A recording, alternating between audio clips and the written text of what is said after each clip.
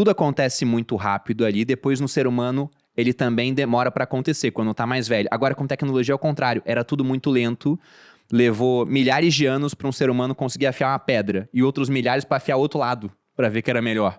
E hoje em dia a tecnologia vai se acelerando, ele fala, olha, a gente tá numa escalada de evolução, e ele fala muito da lei de Moore lá, e a lei de Moore não consegue mais acompanhar, chegaremos em um outro paradigma, que vai ser cada vez mais rápido. E no episódio que a gente gravou sobre o ChatGPT, a gente tinha aqui o Eduardo Ibrahim, ele falando, olha, IA tá dobrando na média a cada 3,8 meses. Eu falei, caramba, a gente tá criando Deus em termos de conhecimento. Bruno começou a fazer conta loucamente no meio do podcast. Porque falou... eu fiz a conta com a lei de Moore, falando, em 5 anos, multiplica por 10 mais ou menos a lei de Moore.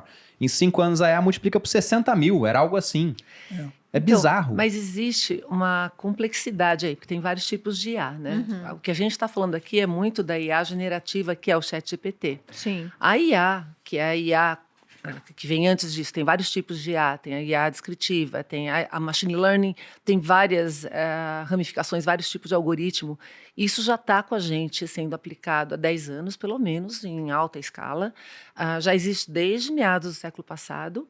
A diferença agora é que até final do ano passado você tinha que programar para utilizar a IA, e agora você conversa com ela. Isso deu uma explosão. Então é dessa IA que a gente está falando. Mas se você pegar as IAs que estão por detrás do que a gente usa, elas já estavam evoluindo rapidamente também, elas só não estavam na mão das pessoas. É que a gente não tinha acesso para conversar com elas diretamente. Isso, uma interface. Eu falo que é IA 2.0, né? Então, se você pegar o web, era o web 1.0, porque as empresas programavam os sites e as pessoas usavam como segundo, né? Ou seja, secundário, usuário secundário. A partir das redes sociais e dos blogs, a gente começa com a web 2.0, porque as pessoas começam a publicar diretamente. Isso que deu a explosão na internet. Eu digo que agora a gente está vivendo a IA 2.0, porque ela passou para a mão das pessoas, e quando a IA começar a realmente turbinar as máquinas, o mundo 3D, ela tira das telas o 2D para o 3D, e a gente começa a ter uma experiência 3D tridimensional com inteligência ao nosso redor. Isso que você falou me lembrou o comentário que eu ia fazer sobre a explanação do Walter. Porque eu vi um programador falando que a linguagem de programação mais importante que existe hoje é o inglês. O ChatGPT mudou as coisas, né? Mais Java, não sei o quê. É conversação. É o inglês, é o engenheiro de prompt dando as ordens lá em inglês. Ou em português, né? Mas é que o inglês é mais utilizado. Ele falava em inglês, né? Ele falando, é assim que você vai programar hoje em dia. Então, esse termo engenheiro de prompt que o pessoal, né, disseminou é um termo errado. É mesmo? A minha opinião porque todo mundo devia ser uma funcionalidade básica, né? Não é engenharia de prompt. Todo mundo tem que aprender a perguntar. O Kevin Kelly, que é um outro brilhante da área de tecnologia, ele já fala há mais de 10 anos que as máquinas são para respostas, humanos para perguntas. Isso já vem com o Google, vem com o Waze, vem antes disso. Com o ChatGPT caiu a ficha do povo, né? Mas a piada é velha. O povo que está rindo agora, já estava aí. Então, ou seja... E não querendo gerar polêmica, mas ainda também falando sobre o que o Walter falou, né? De que as pessoas mais velhas são as pessoas que têm mais capacidade de ir lá e vocabulário. Também tem o fato de que os jovens não estão querendo trabalhar, né? Então tem ainda esse problema. Aí a gente tem um plus a mais de que provavelmente vai ter mais gente. A competição está menor. A competição está menor. O comentário da Malu é porque tem aquela estatística dos jovens nem. E o Brasil é o segundo país no ranking, perde só para a África do Sul. É triste, mas é real. Espero que a gente esteja... Eu tenho muito medo quando a gente faz... vamos dizer assim, afirmações peremptórias e geracionais, não é? Porque nesse momento tem um monte de jovem querendo fazer muita coisa dentro de laboratórios, mas a verdade é que a grande maioria, não é? Eles reuniram pela primeira vez características que nunca estavam juntas. Eles estão dispostos a mudar o mundo, mas com preguiça de arrumar o quarto, não é?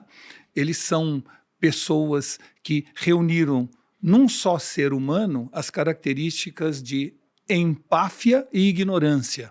Então, assim, você tem uma série de pessoas que está assim, fruto de uma sociedade que mimou os indivíduos, gerou culpa nos pais, que mimaram os seus filhos, e hoje a gente tem um processo, eu diria, crescente de indigência cognitiva associada a uma vontade de fazer pouco e ganhar muito. Esta visão é uma visão que se alterou na última geração, porque até então havia uma correlação bionívoca que todos nós entendimos entre esforço e recompensa. A gente sempre entendeu que ao maior esforço você terá maior recompensa.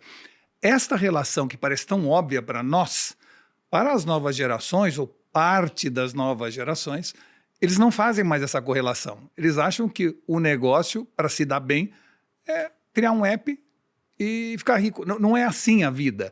E aí você fala assim, mas não tem gente que ficou assim? Sim, como tem gente que ganhou na loteria, tem gente que foi atropelado, ou seja, tudo acontece estatisticamente em proporções pequenas, mas, na verdade, o esforço ainda gera recompensa.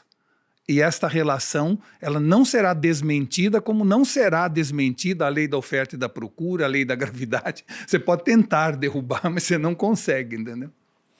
Tudo acontece muito rápido ali, depois no ser humano ele também demora para acontecer, quando tá mais velho. Agora com tecnologia é o contrário, era tudo muito lento, levou milhares de anos para um ser humano conseguir afiar uma pedra, e outros milhares para afiar outro lado, para ver que era melhor.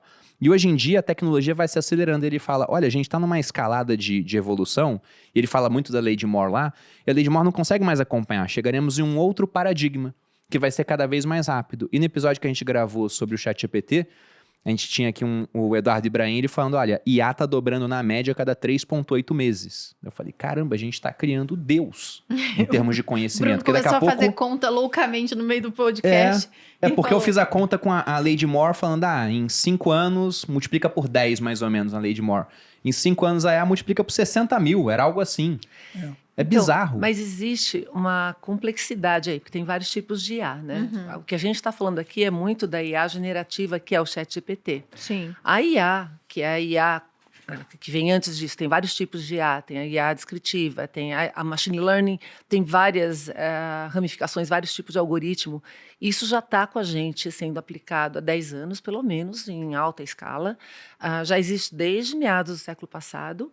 A diferença agora é que até final do ano passado você tinha que programar para utilizar a IA, e agora você conversa com ela. Isso deu uma explosão. Então é dessa IA que a gente está falando. Mas se você pegar as IAs que estão por detrás do que a gente usa, elas já estavam evoluindo rapidamente também, elas só não estavam na mão das pessoas. É que a gente não tinha acesso para conversar com elas diretamente. Isso, uma interface. Eu falo que é IA 2.0, né? Então, se você pegar o web, era o web 1.0, porque as empresas programavam os sites e as pessoas usavam como segundo, né? Ou seja, secundário, usuário secundário.